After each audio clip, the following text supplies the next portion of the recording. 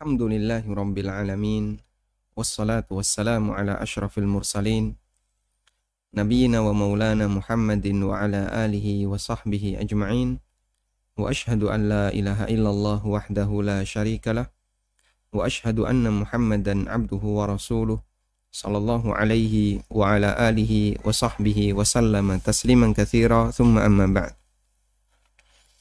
Alhamdulillah, kembali kita melanjutkan pelajaran kita membaca buku tafsir salat. Dan insya Allah di kesempatan kali ini kita akan membaca doa di penghujung salat sebelum salam. Bagi para jamaah yang memiliki bukunya, silahkan dibuka di halaman 289. Memperbanyak doa sebelum salam. Salah satu di antara kesempatan yang mustajab untuk berdoa adalah ketika seusai tasyahud sebelum salam. Seusai tasyahud berarti sampai selesai membaca sholawat dan sebelum melakukan salam. Dari Abu Umamah radhiyallahu anhu, Rasulullah sallallahu alaihi wasallam pernah ditanya, "Ayyud du'ai asma'?" Ya Rasulullah, doa apa yang paling didengar?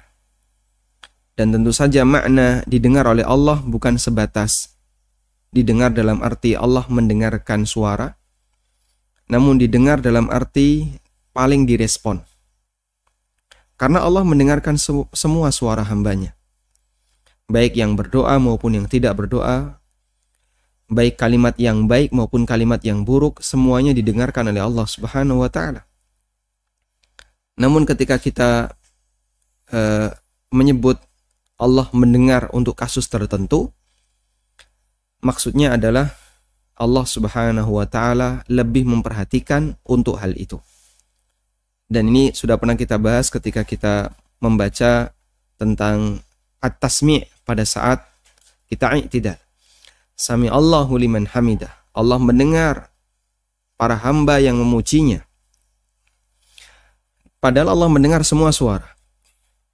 Dan sehingga itu dipahami oleh para ulama bahwa Allah mendengar semua hamba yang memujinya. Maksudnya adalah hamba yang dia memuji Allah Subhanahu wa Ta'ala lebih didengar oleh Allah Subhanahu wa Ta'ala. Maka kalimat Allah mendengar hamba yang memujinya didefinisikan dengan Allah mengijabai hamba yang memujinya. Sami Allahu liman hamidah. Allah mengijabai setiap hamba yang memujinya.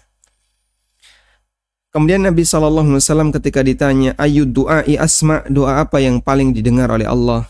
Jawab Nabi SAW, jawfal laylil akhir wa duburas salawatil maktubah. Doa di pertengahan malam yang terakhir.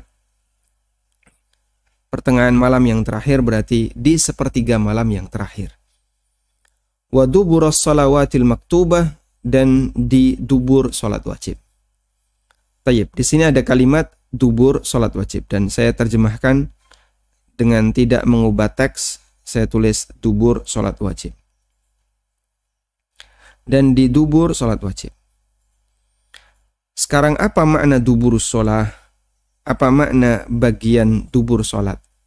Sebagaimana yang disebutkan dalam teks hadis. Dubur artinya adalah penghujung. Dubur salat berarti penghujung salat. Dan bukan selesai sholat. Untuk konteks hadis ini. Untuk konteks hadis ini. Karena dubur sesuatu itu masih bagian dari sesuatu tersebut. Hanya saja dia ada di ujung akhir. Sehingga hadis ini dalil dianjurkan memperbanyak doa sebelum salam ketika sholat wajib. Tayyib.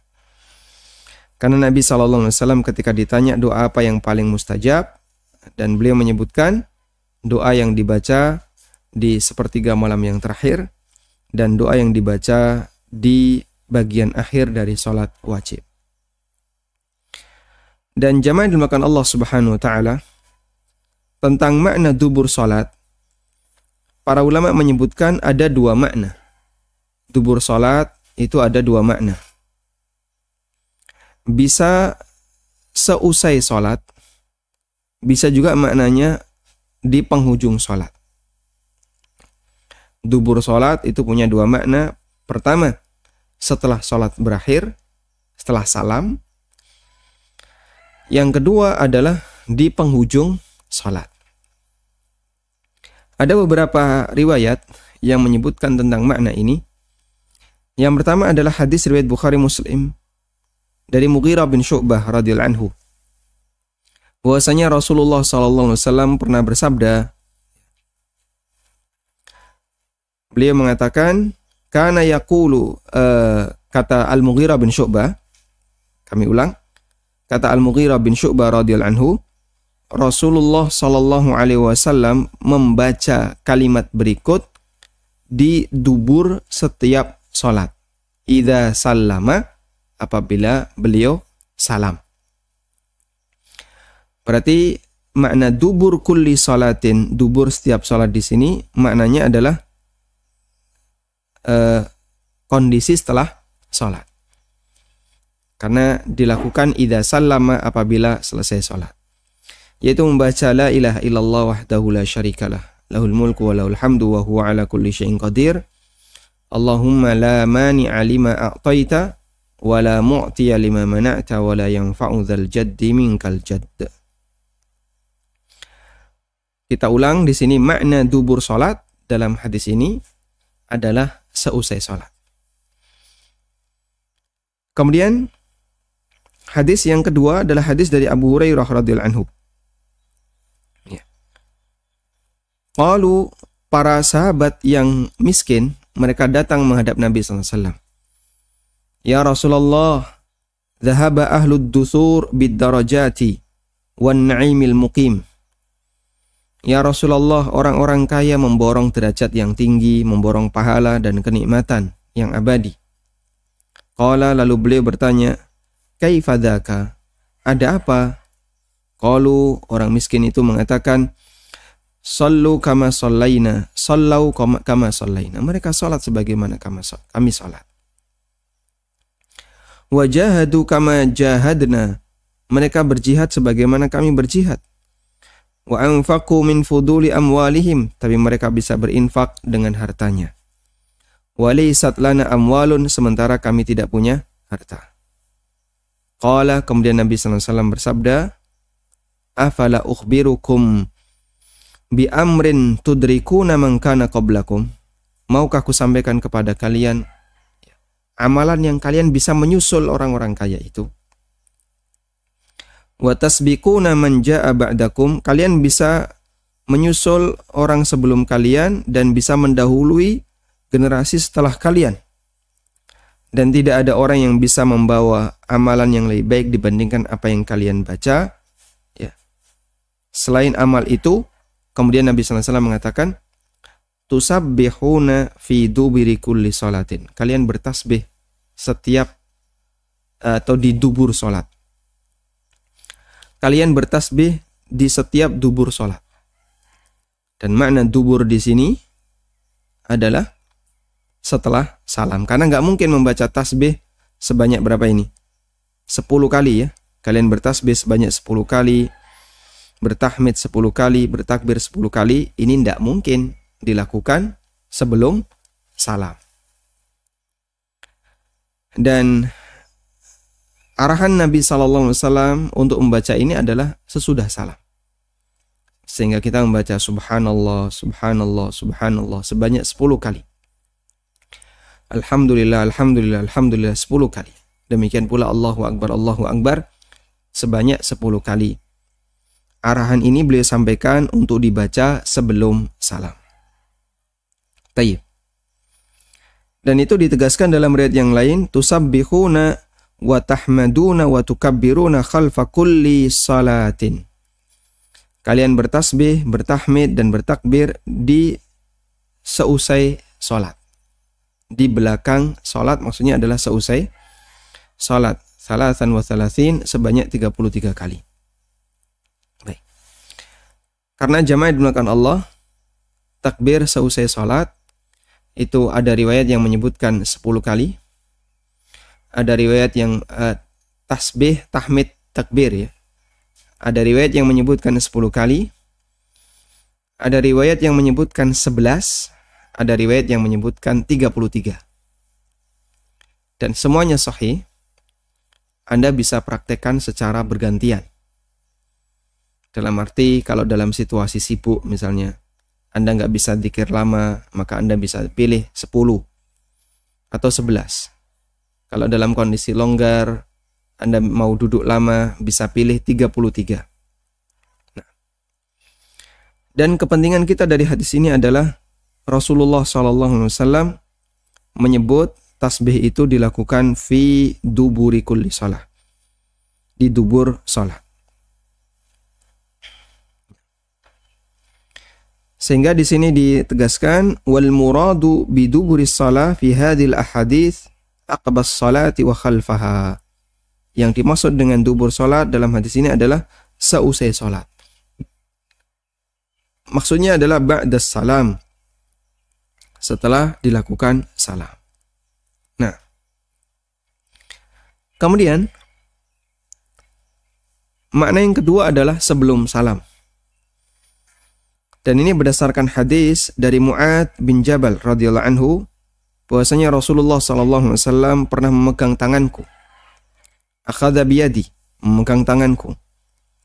Wa qala, lalu beliau bersabda, ya Mu'adz, wallahi, wahai Mu'adz, demi Allah, inni la uhibbuka, aku mencintaimu.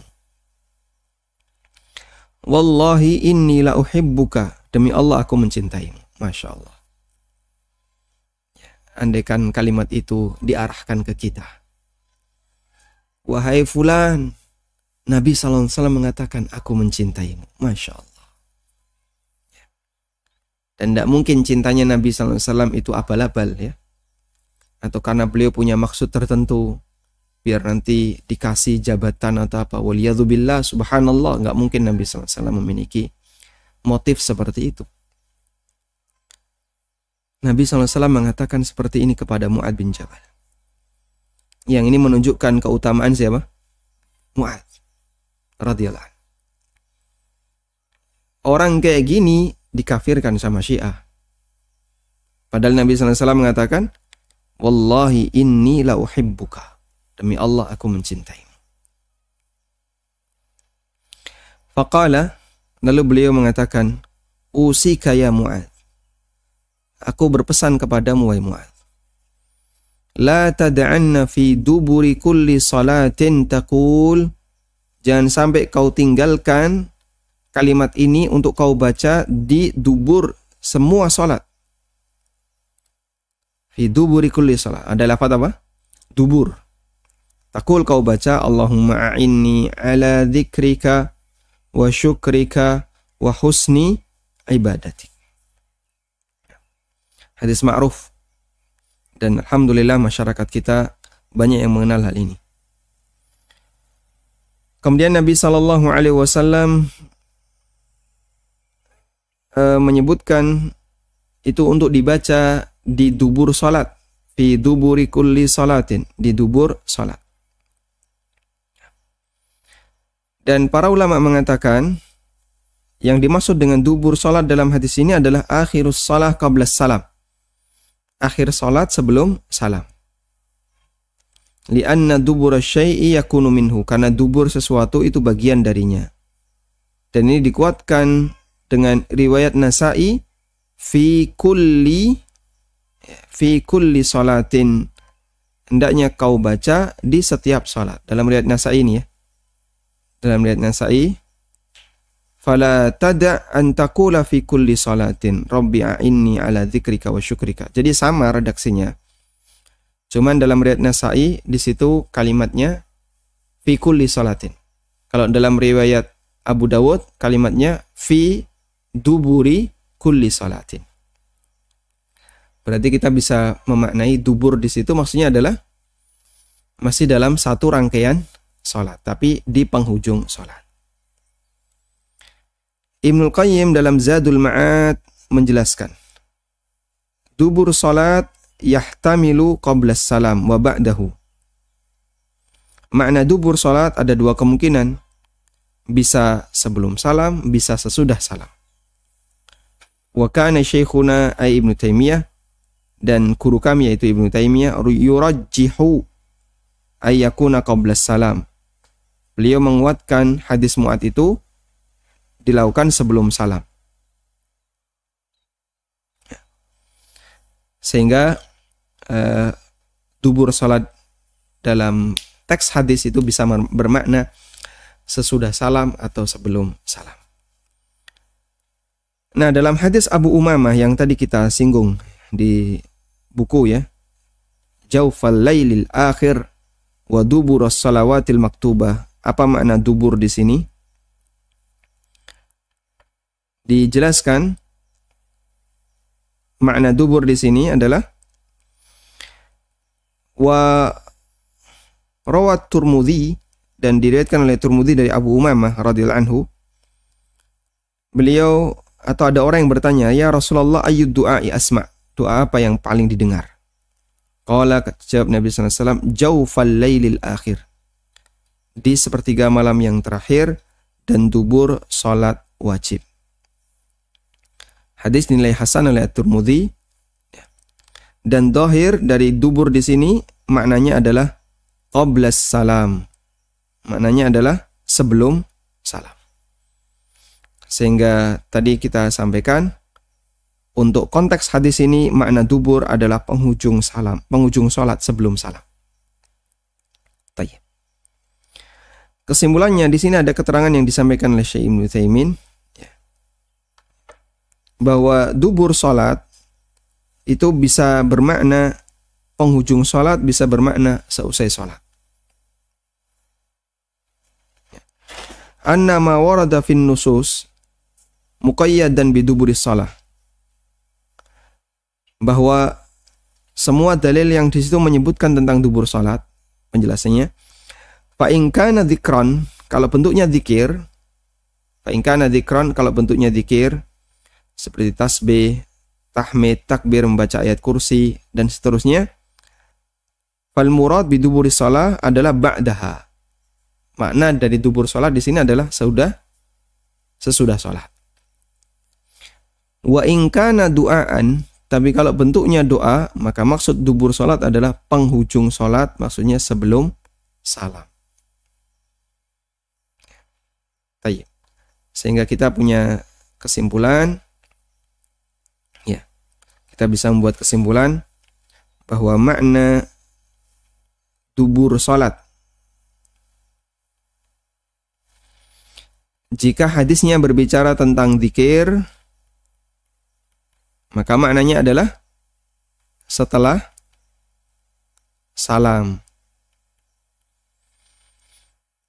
Kalau hadisnya berbicara tentang doa, maka maknanya sebelum salam.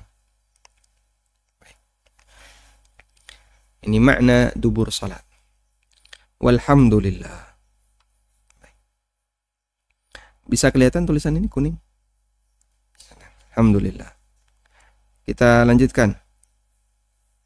Selanjutnya kita akan membaca doa apa yang diajarkan Rasulullah Sallallahu Alaihi Wasallam untuk dibaca sebelum salam. Ada banyak doa yang diajarkan Rasulullah Sallallahu Alaihi Wasallam untuk dibaca sebelum salam. Di antara doa yang diajarkan Rasulullah Sallallahu Alaihi Wasallam untuk dibaca sebelum salam, di sini saya hanya sebutkan beberapa. Maka saya katakan di antara, saya hanya menyebutkan beberapa, saya katakan di antara doa yang diajarkan Nabi sallallahu alaihi wasallam. Yang pertama, memohon perlindungan dari utang. Beliau sering berdoa, Allahumma inni a'udzubika minal ma'tham wal maghram. Ya Allah, aku berlindung kepadamu dari al-ma'tham dan al-maghram. Al-ma'tham artinya dosa, al-maghram artinya kondisi terlilit utang. Nah, doa ini ditaruh pertama karena dalam sebagian riwayat doa ini dilanjutkan dengan permohonan perlindungan dari 4 hal di atas, yaitu Allahumma inni a'udzubika min adzabi jahannam wa min adzabil qabri wa min fitnatil mahya wal mamat wa min syarri fitnatil masihid dajjal wa a'udzubika minal ma'thami wal maghram. Sehingga nyambung dengan doa mohon perlindungan dari 4 hal yang kemarin sudah kita bahas.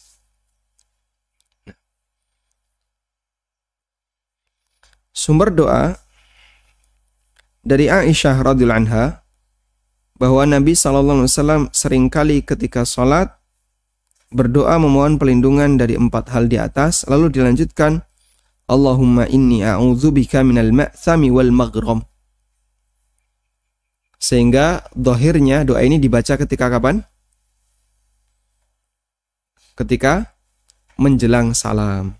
Karena Aisyah mengatakan ketika sholat membaca Allahumma inni a'udzubika min adzabi jahannam wa min adzabil qabri itu menjelang salam. Dilanjut Allahumma inni a'udzubika minal ma'thami wal maghram. Zahirnya kalimat ini dibaca sebelum salam. Lalu ada orang yang bertanya, "Ya Rasulullah, mengapa Anda sering memohon perlindungan dari terlilit utang?"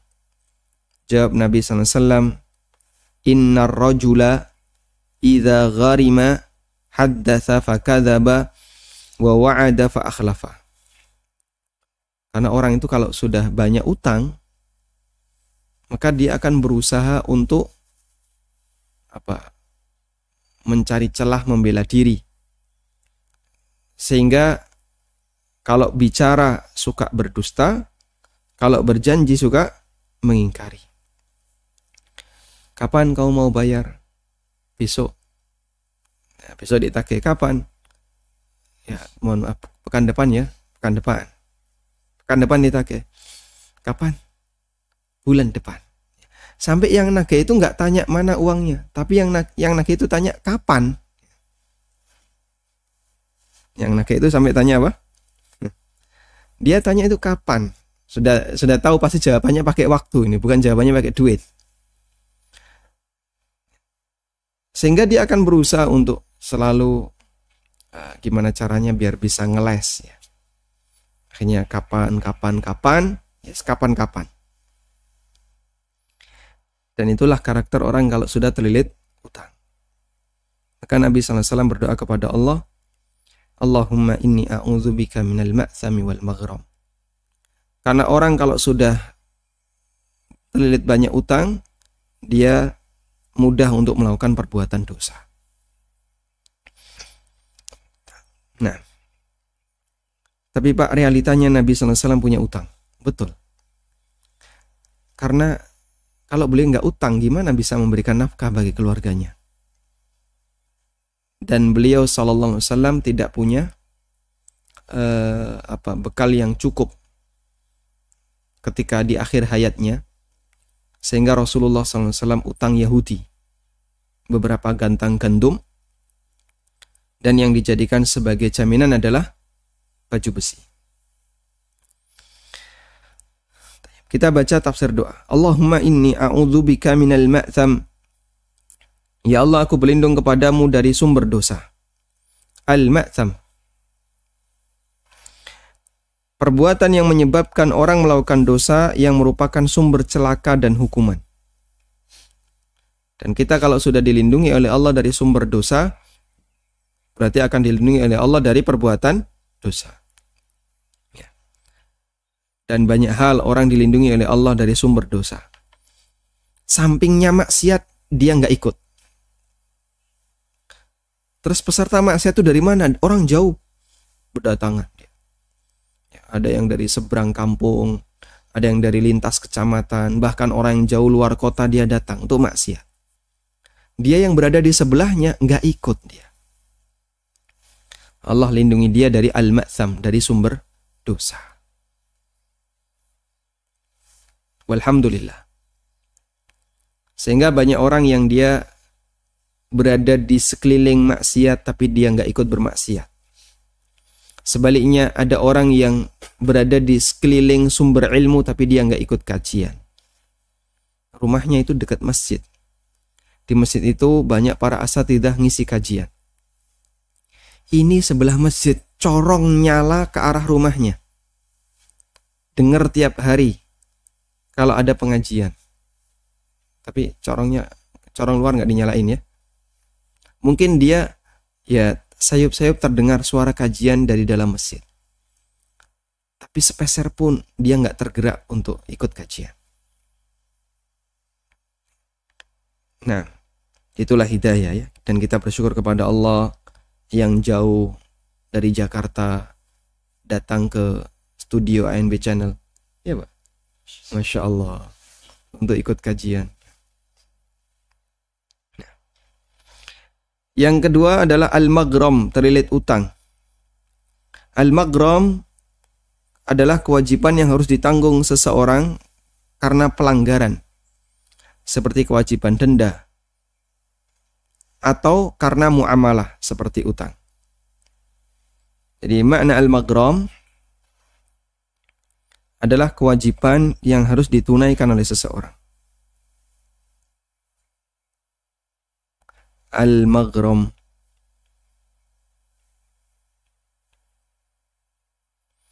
Itu bisa karena pelanggaran, sehingga bentuknya denda. Bisa karena muamalah, sehingga bentuknya utang. Kalau karena pelanggaran, misalnya orang melanggar lalu lintas, lalu dia kena surat tilang, atau dia misalnya melanggar sumpah, lalu dia berkewajiban untuk memberikan makanan kepada 10 orang miskin, atau kafaroh yang lainnya. Orang yang punya kewajiban untuk membayar sesuatu namanya al-maghram. Kalau karena muamalah, contohnya utang, atau beli sesuatu bayarnya belakangan, termasuk orang yang kredit. Makanya orang yang hobi kredit, mobil kredit, rumah kredit, motor kredit, istrinya juga ngumpulin perabotan dengan cara kredit. Wah, seisi rumah istrinya kredit. Itu berarti dia terjebak dalam al-maghram. Waliyadzubillah. Nabi SAW berlindung kepada Allah dari yang seperti ini. Mengapa Nabi SAW menggandengkan sumber dosa dengan terlilit utang? Ibnu Qayyim mengatakan, Jama'an Nabiyyu sallallahu alaihi wasallam bainal ma'thami wal maghram. Nabi SAW menggabungkan antara ma'tham dengan maghram. Fa innal ma'thama yujibu khasaratal akhirah wal maghram yujibu khasaratad dunya. Karena al-ma'tham itu sumber kerugian akhirat, sedangkan maghram itu sumber kerugian dunia. Sumber kerugian dunia karena utang itu gimana? Hidup orang nggak bakalan tenang, sehingga kepikiran terus. Ya. Siang hari terhina, malam hari kebingungan. Ya, siang hari dia takut keluar rumah, nanti ketemu itu gimana? Saya malu, ketemu ini malu. Terlalu banyak punya utang. Dengan ini punya utang, dengan ini punya utang, dengan ini punya utang. Bahkan sampai kadang terjadi permusuhan, ketegangan, disebabkan karena utang yang nggak selesai. Kok kamu nggak ikut kajian, kenapa? Malu. Di sana ada si A, saya belum bayar utang. Malu, di situ ada si B, saya belum melunasi utangnya. Kajian rutin di masjid A, dia nggak berani datang. Di masjid B nggak berani datang. Di masjid C nggak berani datang. Karena di masing-masing titik ini ada orang yang pernah diutangi. Maka dia tidak akan bisa tenang. Bahkan kadang nggak berani ke sekolah. Anaknya kok nggak diantar ke sekolah? Malu, saya pernah punya utang dengan wali murid yang lain. Sehingga antara wali murid dengan wali murid terjadi transaksi utang piutang. Belum lunas, muncul kesan apa? Malu tadi. Nah. Taib. Karena itu layak kita banyak berdoa kepada Allah agar kita tidak dikondisikan seperti ini. Dan bisa jadi sebagai konsekuensinya adalah Allah akan berikan kita rizki yang cukup, sehingga tidak perlu ngutang karena sudah diberi kecukupan. Selanjutnya, permohonan agar diberi kemudahan dalam beribadah. Allahumma a'inni ala dzikrika wa syukrika wa husni ibadatik. Ya Allah, aku memohon kepadamu kemudahan. A'inni. A'anna yu'innu. A'ana yu'innu artinya adalah menolong. A'ana yu'innu artinya menolong. A'inni, tolonglah aku. Bantulah aku, mudahkan aku. Allahumma a'inni ala dzikrika wa syukrika wa husni ibadatik. Jadi ada istilah ta'awun ya. A'ana yu'inu. Ini artinya apa? Membantu atau menolong. Ta'awana. Ya ta'awanu. Ini artinya saling membantu. Wa ta'awanu, lakukanlah saling membantu. Allah tidak mengatakan a'anu, tapi Allah katakan wa ta'awanu. Agar saling membantu itu tidak searah, tapi simbiosis, dua arah. A'ana yu'inu, nanti fi'il amarnya a'in. Allahumma a'in, ya Allah tolonglah, bantulah. A'in. Ada ista'ana. Ista'ana yasta'inu artinya meminta pertolongan. Talabul aun. Ihdinas iyyaka na'budu wa iyyaka nasta'in. Dari kata al-aun artinya pertolongan. A'ana menolong, ta'awana saling menolong, ista'ana yasta'inu artinya minta pertolongan. Kita kembali ke sini. Allahumma a'inni, ya Allah tolonglah aku ala dzikrika wa syukrika wa husni ibadatik. Mudahkanlah aku untuk selalu berzikir kepadamu, mensyukuri nikmatmu, dan melakukan ibadah yang baik kepadamu. Kita baca sumber doa. Sumber doanya tadi ya, sudah kita singgung. Nabi SAW berpesan kepada sahabat Mu'adz ibn Jabal. Ya Mu'adz, wallahi inni la uhibbuka, wallahi inni la uhibbuka. Wahai Mu'adz, demi Allah aku mencintaimu, demi Allah aku mencintaimu. Jadi jamaah yang dimuliakan Allah, kalau kita mencintai orang lain, kita dianjurkan untuk apa? Menyampaikannya. Dan sebaliknya, kalau kita nggak suka sama orang lain, kita dianjurkan untuk menyembunyikannya. Sehingga kalau nggak suka pakai prinsip bitona, merahasiakan. Bitona menurut istilah Islam jamaah ya. Jadi kalau nggak suka, kita diajarkan sembunyikan. Jangan diutarakan. Aku nggak suka sama kamu. Aku benci kamu. Jangan. Itu akan menimbulkan apa? Permusuhan, ketegangan. Nggak beres itu hubungannya. Sampai hari raya pun nggak beres. Hari raya sudah ketemu, sudah salaman, tetap batin itu nggak bakalan nyaman. Karena pernah terjadi ketegangan. Sementara dalam masalah cinta kita dianjurkan untuk menyampaikan. Ada seorang sahabat bersama Nabi SAW, lalu ada sahabat lain yang lewat. Kemudian sahabat yang duduk bersama Nabi SAW mengatakan kepada Rasulullah SAW, Ya Rasulullah, inni la uhibbu hadha. Saya itu senang sama orang itu. Nabi SAW kemudian tanya, A'akhbartahu?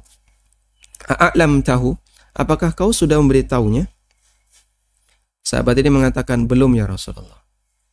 Kemudian Nabi SAW mengatakan, A'limhu, kalau begitu beritahu dia.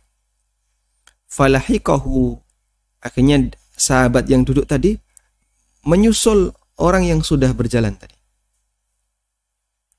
Lalu dia mengatakan, Ya fulan, inni uhibbuka fillah. Wahai fulan, aku mencintai Anda karena Allah. Lalu sahabat ini menjawab, ahbabtani ahabbakallazi ahbabtani fi. Saya ulang, sahabat ini menjawab, ahabbakallazi ahbabtani bi. Semoga zat yang dimana engkau mencintai aku karenanya mencintaimu. Bahasa lainnya, semoga Allah mencintaimu karena Anda telah mencintai aku karena Allah. Nabi SAW menyampaikan kepada Mu'ad, wallahi inni la uhibbuka. Demi Allah aku mencintaimu. Lalu beliau berpesan, usika ya Mu'ad. Aku berpesan kepadamu wahai Mu'ad. La tada'anna fi duburi kulli salatin. Jangan kau tinggalkan di setiap dubur salat untuk membaca Allahumma a'inni ala dzikrika wa syukrika wa husni ibadatik.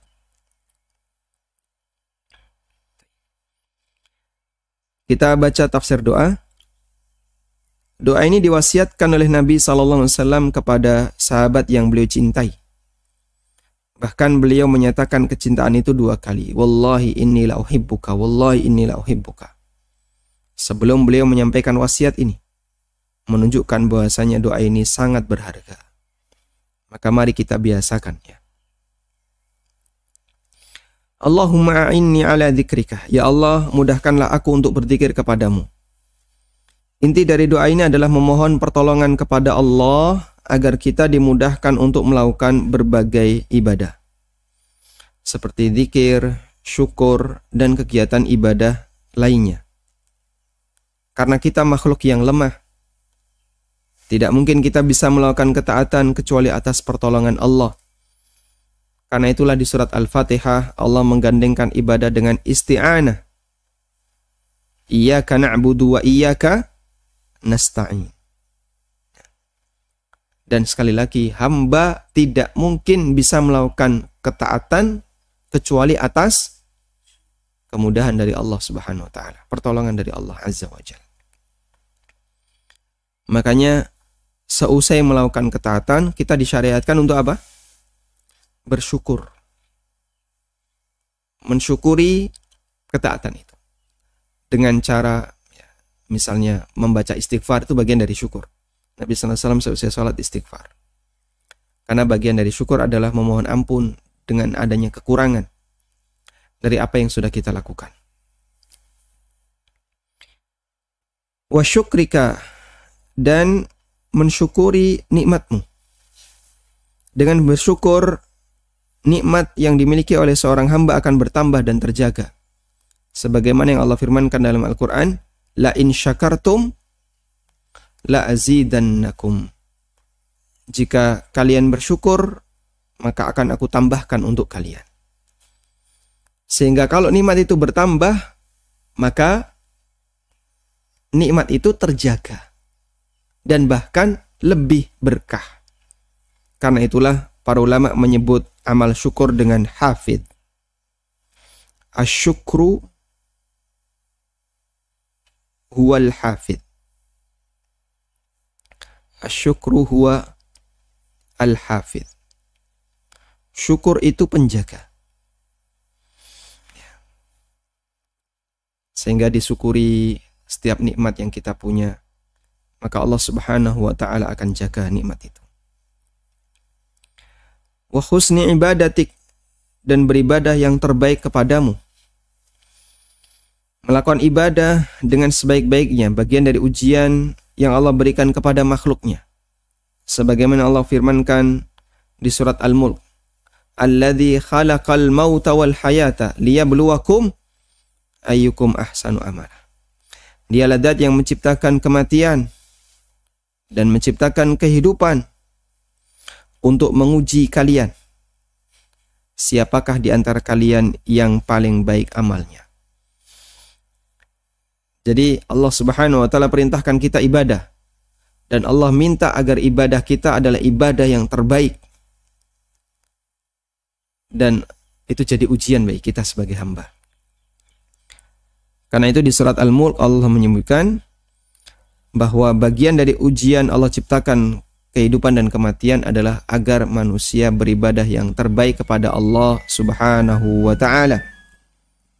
Al-Fudail bin Iyad rahimahullah menjelaskan, Yang dimaksud paling baik amalnya adalah ay akhlasuhu wa aswabuhu. Yang paling ikhlas dan yang paling sesuai dengan sunnah Nabi sallallahu alaihi wasallam. Yang dimaksud dengan ahsanu amala adalah yang paling ikhlas dan paling sesuai sunnah. Allah tidak mengatakan liyabluwakum ayyukum aktsaru amala. Allah tidak mengatakan aktsaru, yang paling banyak. Tapi yang Allah katakan apa? Ahsanu, yang paling baik. Maka sedikit tapi berkualitas jauh lebih bernilai dibandingkan banyak tapi gak berkualitas. Karena itu para ulama mengatakan al-qasdu fis sunnah khairun. Sederhana tapi sesuai sunnah.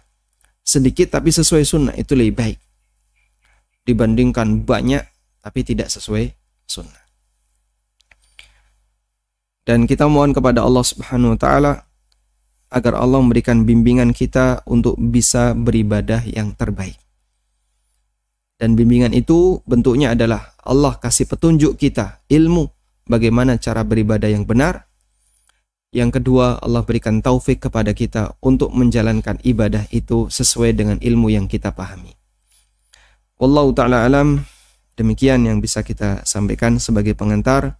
Semoga menjadi kajian yang bermanfaat. Wassallallahu ala nabiyyina Muhammadin wa ala alihi wa sahbihi wasallam.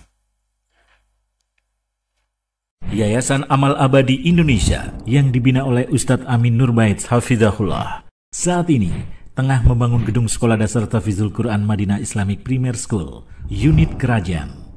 Gedung ini dibangun di atas tanah seluas 646 meter persegi dan perkiraan biaya untuk tahap pertama 2 lantai mencapai 2,6 miliar. Salurkan donasi Anda untuk pembangunan Sekolah Dasar Tahfidzul Quran Madinah Islamic Premier School melalui rekening atas nama Yayasan Amal Abadi Indonesia, Bank Syariah Indonesia dengan kode bank 451, nomor rekening 7441049999.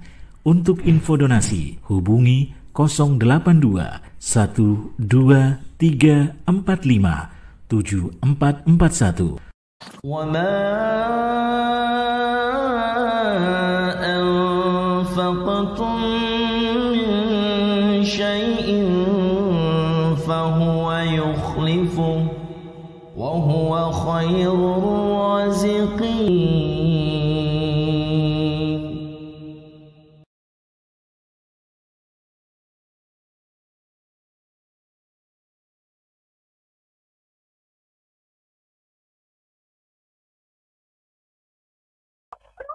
Silahkan, Anda sudah terhubung.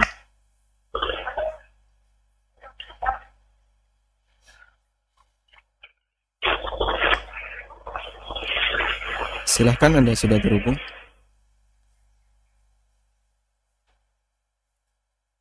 Putus.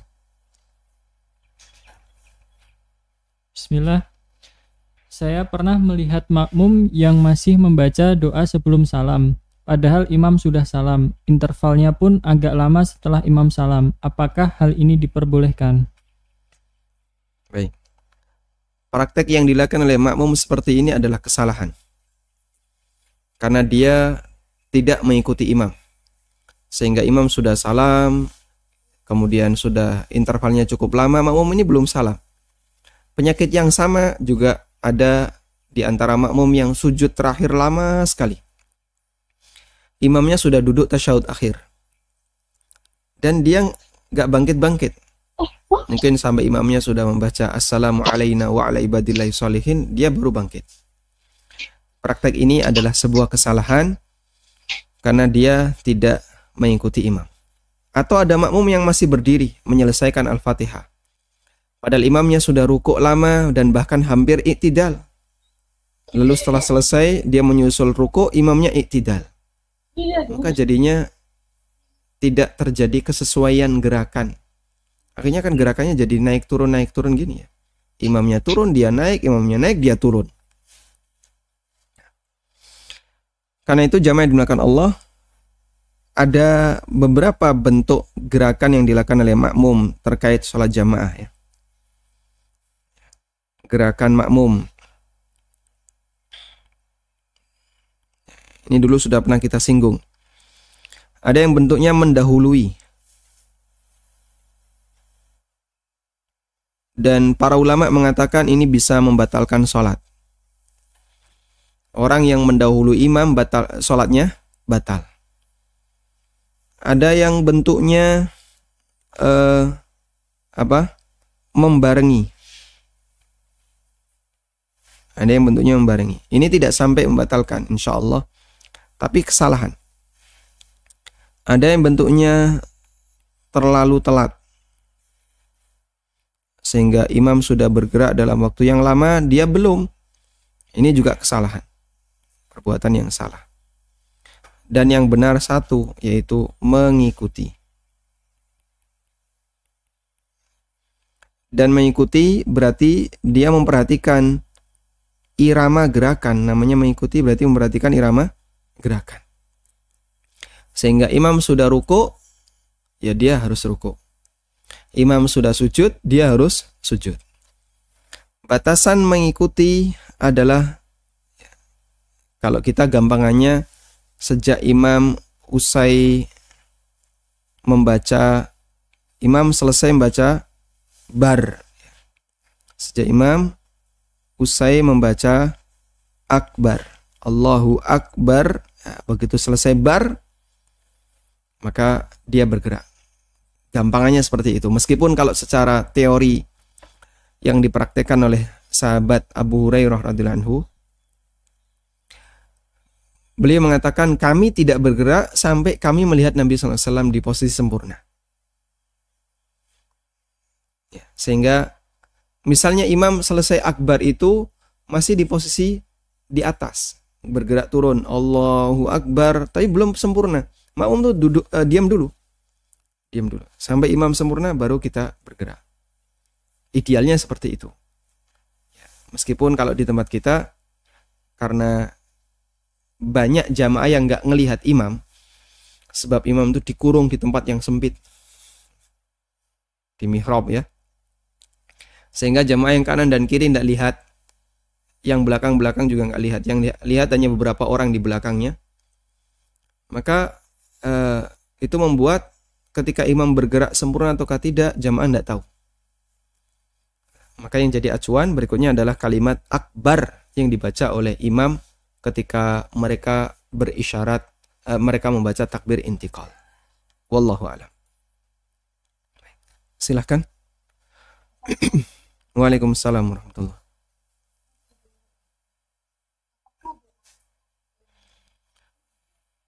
Mohon maaf, suara Anda tidak terdengar jelas. Mungkin bisa cari posisi yang lebih bagus sinyalnya. Waalaikumsalam warahmatullahi. Silakan diulang. Apakah dulu dibaca juga setelah berwudu dan setelah sholat? Halo? Terdengar nggak? Belum jelas. Apakah doa yang dibaca? Doa kafaratul masjid. Doa kafaratul majelis. Doa kafaratul majelis ya. Dibaca juga setelah berwudu dan setelah sholat. Setelah berwudu.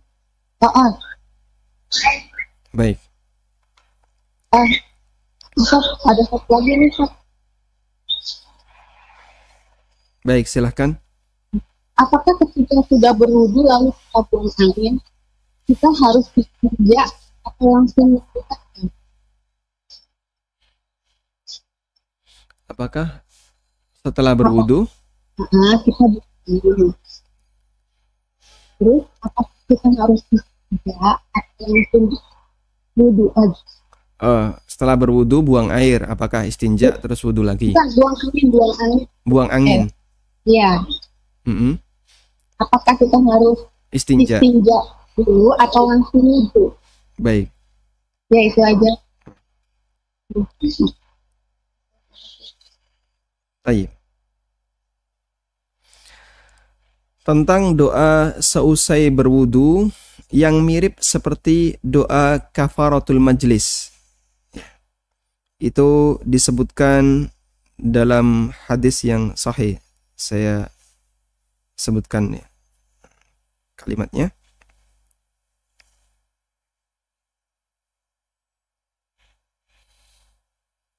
Nah, jadi Nabi SAW mengajarkan satu doa, Subhanakallahumma bihamdika asyhadu an la ilaha illa anta astaghfiruka wa atubu ilaik. Tentang kalimat Subhanakallahumma wa bihamdika asyhadu an la ilaha illa anta astaghfiruka wa atubu ilaik yang dibaca seusai wudu. Diriwayatkan oleh An-Nasa'i, kemudian Al-Hakim dalam Al-Mustadrak dari sahabat Abu Sa'id Al-Khudri radhiyallahu anhu. Dan para perawi berbeda pendapat apakah hadisnya itu sabda Nabi SAW ataukah perkataan Abu Sa'id Al-Khudri. Keterangan Al-Hafidh Ibnu Hajar, sanadnya sahih tanpa ragu. Namun para ulama beda pendapat apakah itu sabda Nabi ataukah perkataan Abu Sa'id Al-Khudri. Dan An-Nasa'i sesuai dengan kebiasaan beliau lebih menguatkan menurut riwayat yang lebih banyak. Falidha hakama alaihi bil khata'. Ya. Ini ada beberapa keterangan yang melibatkan ilmu hadis. Intinya riwayat itu adalah riwayat yang sahih. Riwayat itu riwayat yang sahih. Namun ulama beda pendapat apakah itu perkataan Nabi SAW ataukah perkataan Abu Sa'id Al-Khudri. Dan kalaupun itu perkataan Abu Sa'id Al-Khudri, praktek sahabat, boleh kita tiru. Sehingga kita boleh membaca kalimat Allahumma inni subhanakallahumma wa bihamdika asyhadu an la ilaha illa anta astaghfiruka wa atubu ilaik seusai wudu. Dan nilai keutamaannya bagi orang yang membaca kalimat ini seusai wudu, maka Allah Subhanahu wa taala akan, kalau disebutkan dalam riwayat itu, Allah Subhanahu wa taala akan memberikan stempel. Allah jadikan itu sebagai amal, di stempel dan tidak akan pecah sampai kiamat. Sehingga jadi bukti amal bagi pelakunya. Nah, wallahu ta'ala alam. Kemudian ketika kita sudah selesai wudu, lalu kita buang angin. Apakah perlu istinja? Jawabannya tidak perlu. Karena buang angin itu tidak meninggalkan najis. Lain kalau buang air ya, ada sisa-sisa najis yang nempel di dubur atau di tempat keluarnya najis. Tapi kalau buang angin tidak perlu.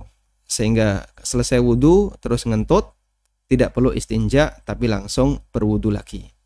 Wallahu a'lam. Nah, silakan.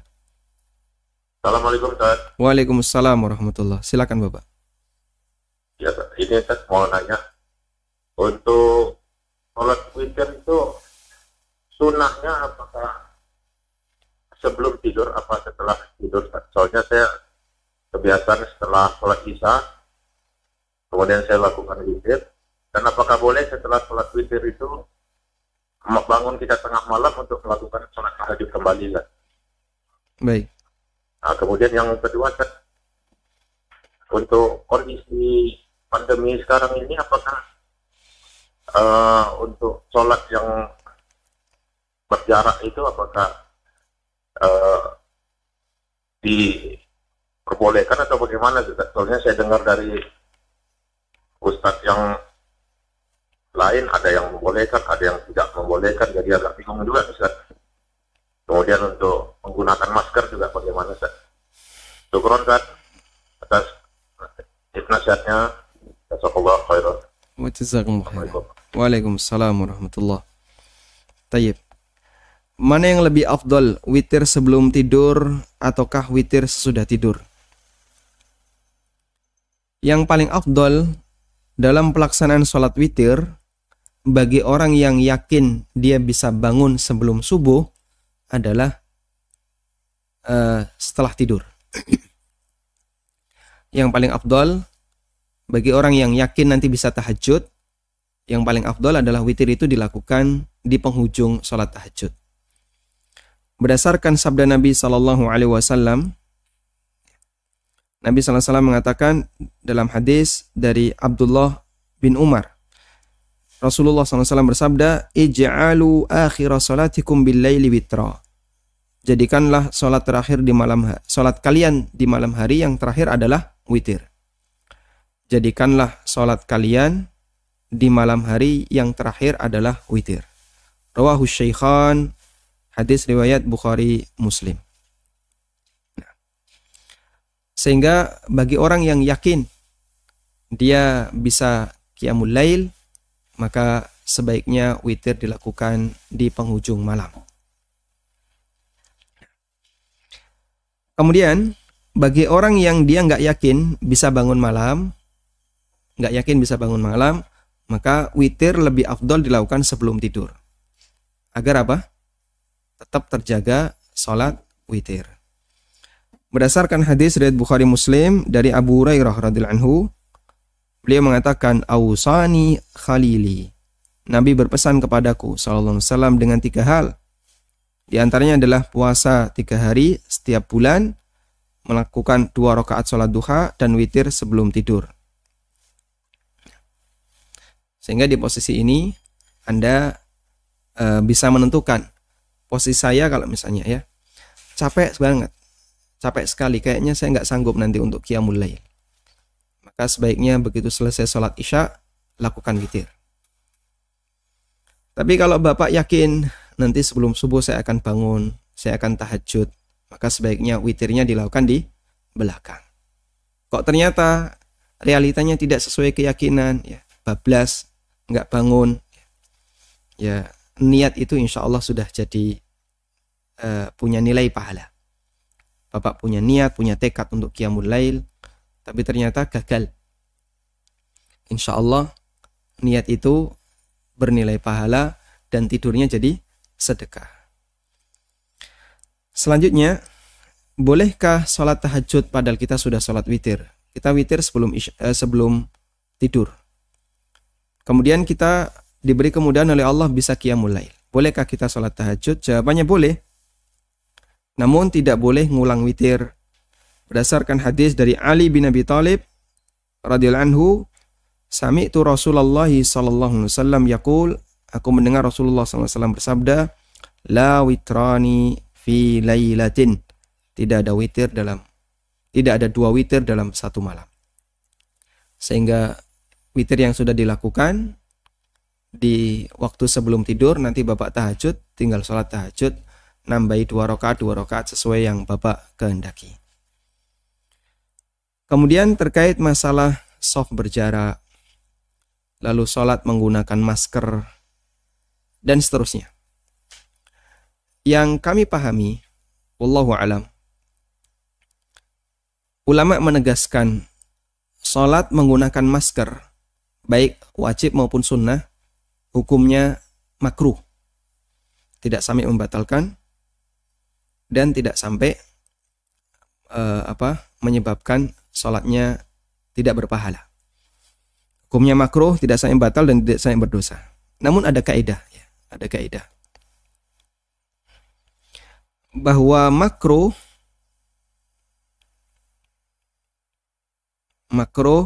jika ada kebutuhan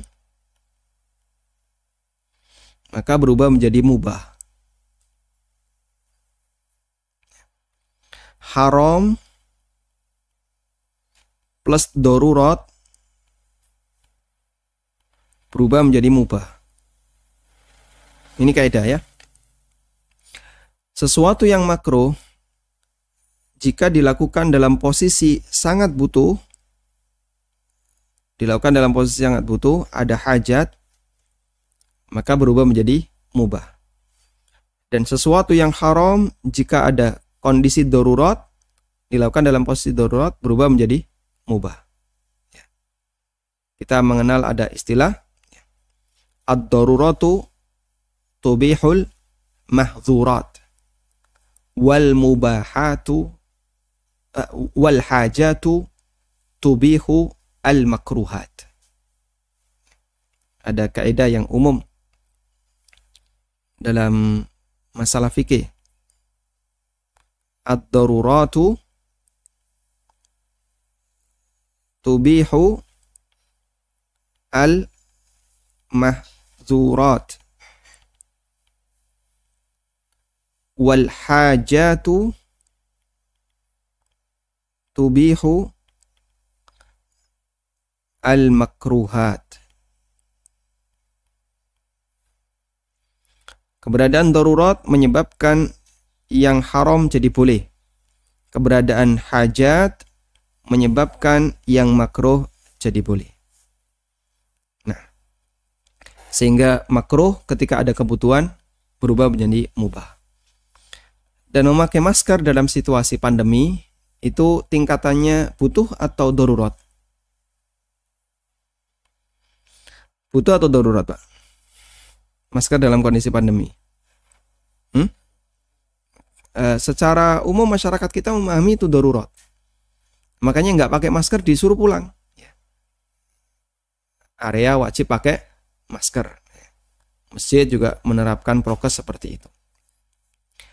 Sehingga di masyarakat kita untuk saat ini memakai masker itu dianggap sebagai darurat. Itu Ustadz nggak pakai masker. Yang ngisi kajian pengecualian ya.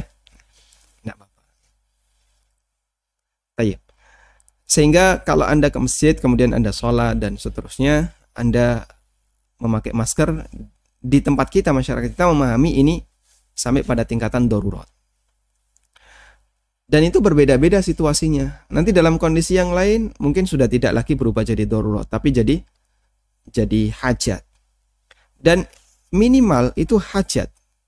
Ada kebutuhan besar, yaitu kekhawatiran agar tidak terjadi penyebaran penyakit, atau agar kita tidak tertular dan seterusnya. Sehingga insya Allah dengan pertimbangan ini, maka orang menggunakan masker ketika sholat hukumnya mubah, diperbolehkan. Ada sebuah hadis yang mengatakan naha Rasulullah sallallahu alaihi wasallam anit talathum. Rasulullah sallallahu alaihi wasallam melarang talathum. Talathum itu tutup mulut. Jadi orang di masa silam ketika mereka melakukan perjalanan itu kan yang kelihatan cuma mata. Ini tertutup dengan sorban. Ini tertutup dengan sorban. Karena mereka melakukan perjalanan melintasi padang pasir dan seterusnya. Nah, menutup seperti ini itu namanya talathum. Seperti Bapak Ibu sudah sering ya lihat situasi orang ketika melintasi padang pasir pakai onta. Nah, mereka melakukan talathum biar tidak menghirup debu. Dan Rasulullah SAW melarang talathum ketika sholat. Sehingga harus dibuka. Dan larangan itu dipahami oleh para ulama sebagai larangan makruh. Tidak sampai pada derajat haram. Nah, ketika ada kebutuhan, hukumnya diperbolehkan. Karena itu dulu ada sebagian sahabat yang sholat dengan menutup mulut karena butuh. Ada kebutuhan. Karena itu insya Allah tidak masalah bagi mereka yang sholat menggunakan masker karena ada kebutuhan atau bahkan sudah sampai pada tingkatan darurat. Wallahu alam. Sementara untuk soft berjarak, ulama khilaf. Apakah rapat itu wajib ataukah tidak sampai derajat wajib? Ada perbedaan pendapat di antara ulama. Wallahu alam. Baik, silahkan. Assalamualaikum Ustaz. Waalaikumsalam warahmatullahi wabarakatuh. Tafadhal, Pak. Nah, begini menyambung pertanyaan saya yang kemarin Ustaz. Silahkan. Masalah titipan barang Ustaz. Titipan barang. Ya. Nah, Ustaz mengatakan kemarin itu titipan itu artinya utang Ustaz. Utang yang harus dibayar. Nah, tapi kalau sudah ada izin dari pemiliknya, maka ini dibolehkan memakainya kata Ustaz. Jadi kan itu. Nah, sekarang bermasalahnya dengan ada izinnya itu Ustaz, apakah terbebas dari utang Ustaz di akhirat nanti itu? apakah? Kemudian Ustaz, orang yang punya barang itu sudah dihubungi, tidak ada lagi Ustaz, nomor teleponnya tidak nyambung lagi Ustaz. Jadi bagaimana nanti, apakah kata Ustaz kalau yang rusak harus diganti? Jadi apakah kami sudah bebas dari utang kalau dengan adanya akad yang dibolehkan diizinkan memakai itu Ustaz? Barangnya berupa apa, Pak? Barangnya berupa alat rumah tangga, Ustaz. Alat rumah tangga. Tempat tidur dan sebagainya. Baik, cukup, Bapak. Ya, saya dengar melalui telepon Ustaz karena kurang jelas di TV. Baik. Baik. Berarti Bapak tidak matikan ya ini ya teleponnya? Tidak. Baik, saya coba jawab ya. Jadi pertama Bapak, akad wadiah itu bukan akad utang, dan seingat saya tidak mengatakan utang. Tapi akad wadiah adalah akad amanah. Akad wadiah adalah akad amanah. Nah, kemudian ulama memberikan penjelasan seperti ini ya. Titipan yang boleh dipakai. Titipan yang boleh dimanfaatkan. Itu ada dua. Jika pemanfaatannya habis pakai, contohnya beras atau hampir semua bahan makanan yang dia habis pakai, maka jika kita boleh menggunakan itu, ada orang titip beras ke kita ya, Pak, saya titip beras 1 kintal. Kalau Bapak butuh silakan ambil. Nanti saya akan ambil beras itu setahun lagi. Dan pemiliknya mengizinkan, kalau Anda butuh silakan pakai. Pakai beras kan otomatis menghabiskan. Karena nggak mungkin dipakai terus dikembalikan. Ya, pertimbangan balik nomornya kan nggak mungkin, Pak ya. Habis dimakan dikembalikan nggak mungkin. Sehingga saya misalnya ngambil 1 kilo, 2 kilo, 3 kilo, pasti habis. Nah, untuk barang titipan yang habis pakai, ketika kita diizinkan untuk menggunakannya, maka ini statusnya utang.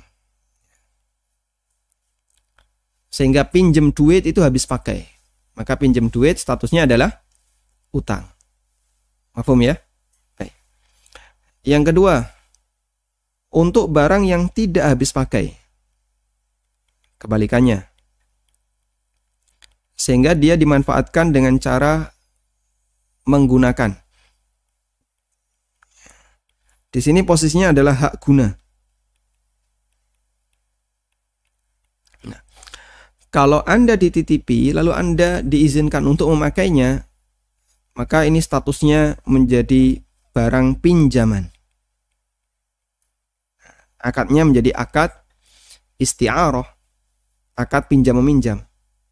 Nah, dalam akad pinjam-meminjam, tanggung jawab si peminjam adalah menjaganya.